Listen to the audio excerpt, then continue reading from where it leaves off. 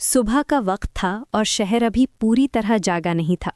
بازار کی گلیوں میں ہلکی سی خاموشی تھی جب حکیم لقمان عام لوگوں کی طرح چل رہے تھے۔ نہ ان کے لباس میں کوئی شان تھی اور نہ چہرے پر غمنڈ۔ ایک نوجوان ان کے ساتھ چل پڑا اور پوچھا کہ کیا آپ وہی لقمان ہیں جن کی حکمت کی باتیں دور دور تک مشہور ہیں؟ حکیم لقمان نے مسکرا کر کہا، میں وہی ہوں جو کم بولتا ہے۔ چلتے چلتے وہ ایک کسائی کی دکان پر رک گئے جہاں بکری ذبح ہو رہی تھی۔ کسائی نے کہا، اس کا سب سے بہتر حصہ لا دو۔ لوگوں کو لگا شاید کوئی خاص گوشت لایا جائے گا، لیکن حکیم لقمان زبان اور دل اٹھا لائے۔ پھر کسائی نے کہا، اب اس کا سب سے برا حصہ لاؤ، تو وہ دوبارہ زبان اور دل ہی لے آئے۔ لوگ حیران رہ گئے۔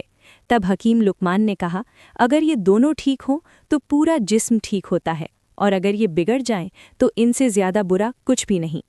پھر وہ ایک درخت کے نیچے بیٹھ گئے اور نوجوان نے پوچھا کہ لوگ کہتے ہیں آپ پہلے غلام تھے، پھر اتنی عزت کیسے ملی؟ حکیم لقمان نے سکون سے آسمان کی طرف دیکھ کر کہا، میں اللہ کا غلام ہوں، اور جو اللہ کا غلام ہو جائے وہ لوگوں کا غلام نہیں رہتا۔ پھر حکیم لقمان نے اپنے بیٹے کو پاس بلایا اور نرمی سے کہا، اے میرے بیٹے، اللہ کے ساتھ کسی کو شریک نہ کرنا، کیونکہ شرک سب سے بڑا ظلم ہے۔ نماز کو پکڑ کر رکھنا، کیونکہ نماز انسان کو سیدھا رکھتی ہے اور بھٹکنے سے بچاتی ہے۔